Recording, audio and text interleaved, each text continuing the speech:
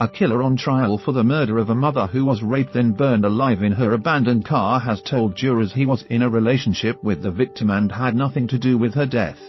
Maintenance worker Stephen Unwin had told jurors he developed a friendship with Kieran Nockwin through doing repairs on properties she rented out and that they just clicked before one thing led to another. The 40-year-old, who was out on life license from a previous killing at the time he is claimed to have murdered the nail salon worker, said he had made bad choices in the past but had then turned his life around. Unwin and former cellmate William McFall are jointly accused of killing Miss Wynne, who was known as Anna, after holding her captive at a house for 4 hours after her horror ordeal last August. She and her Audi A4 were dumped and set on fire on a dirt track near Sunderland, jurors have heard.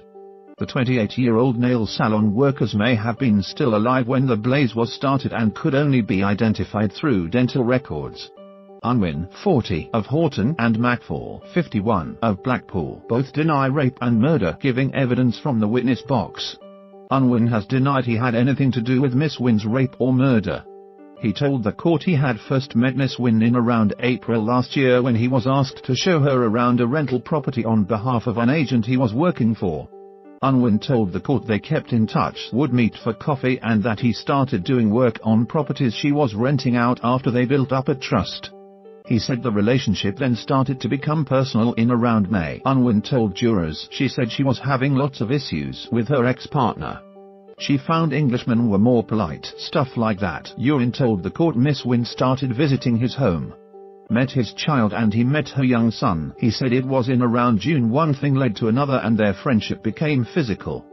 Unwin said Miss Wynne was involved in the production of illegal substances through cannabis farms which grew in some of the properties she rented out, and that he found plants of the drug growing at one place he went to carry out work. Unwin told jurors he had made a lot of bad choices when he was a younger man but added, "I have become a better man.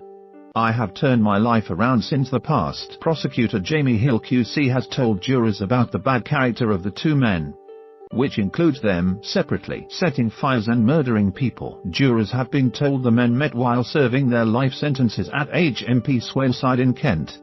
The murderers wrote to each other when they were sent to separate prisons until they ended up at the same jail in East Yorkshire, while they were being prepared for release. The court heard Unwin was convicted of murder after he broke into a 73-year-old man's home in Horton, Le Spring on Christmas Day in 1998 and attacked then stabbed him in the chest before starting 3 fires. Unwin was sentenced to life imprisonment when he pleaded guilty to murder in 1999 and released on license in 2012. The court heard McFall was convicted of murder at Belfast Crown Court in April 1997. In May 1996 he had broken into the home of 86-year-old Martha Gilmore, who had mobility problems, at Station Road, Grandcastle, and repeatedly hit her with a hammer. McFall was released on license in 2010. Prosecutors claim the motive for Miss Wynne's killing was a combination of violent, warped wild fantasy and greed. The court had heard the victim, who had met the men through her involvement in rental properties, had been held captive at Unwin's house, where she was raped and incapacitated. Mr. Hill said a reason for the murder was depraved wild lust and financial gain. Mr. Hill said some of the properties she was involved in had been used as cannabis farms, and it is claimed the men were involved in stealing crops.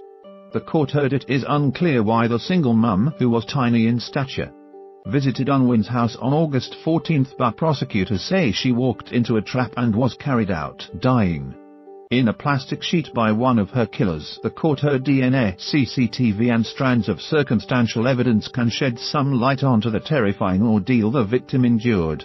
Mr. Hill added, the prosecution says that she was wally abused and raped and also threatened into providing her PIN numbers for her 2 bank cards.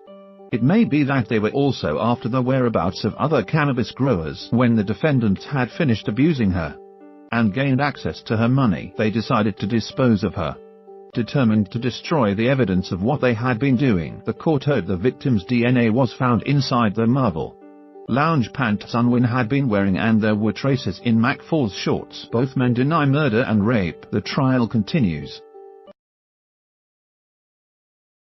Tell me where the freak's at.